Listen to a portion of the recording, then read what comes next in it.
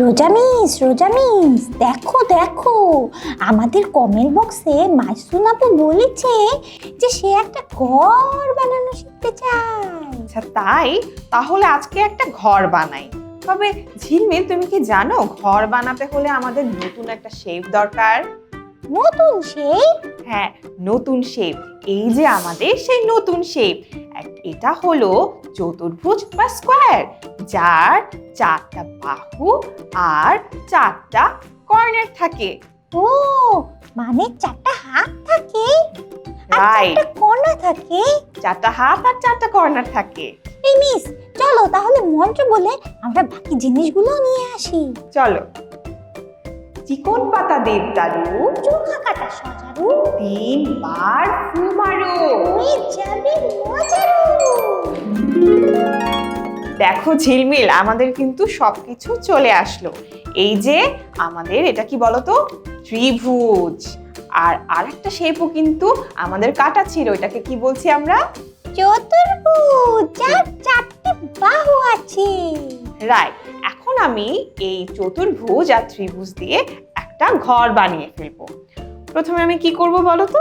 প্রথমে আমি গ্লু দিয়ে আমাদের যে চতুর্ভুজটা আছে এটাকে পেপারের সাথে অ্যাটাচ করে নিব। তারপরে আমাদের যে লাল রঙের ত্রিভুজটা সেটা ঠিক চতুর্ভুজের উপরে দিয়ে কি বানিয়ে ফেলবো বলো তো? আরে এটা তো বাড়ি আর বাড়ির চাল হয়ে গেল। ঠিক বলেছো, বাড়ি আর বাড়ির চাল হয়ে গেল। এখন আমি কি করব বলো তো? জানলা আর দরজা দিয়ে দিব। বাড়ির পাশে তো গাছ থাকে, বাড়ির জানালা থেকে সূর্য দেখা যায়। বাড়ির পাশে গাছ থাকবে আর জানালা দিয়ে সূর্য দেখা যাবে।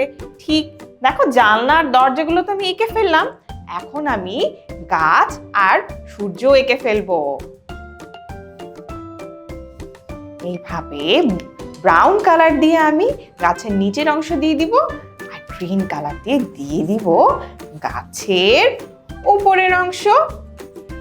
দেখো আমি আর কি দিলাম, পাখিও এঁকে নিলাম। আরে পাখিগুলো তো উড়ে যাচ্ছে। ঠিক, পাখিগুলো উড়ে যাচ্ছে। আর এভাবেই কিন্তু হয়ে গেল আমাদের মাইসুন আপুর রিকোয়েস্ট করা বাড়ি ক্রাফট করা। ও, আর পরের এপিসোডে আমরা কি বানাবো সেটা জানিয়ে কমেন্ট করতে ভুলো না কিন্তু আমার বন্ধুরা। তাহলে আজকের মতো বিদায়। বিদায়। টাটা।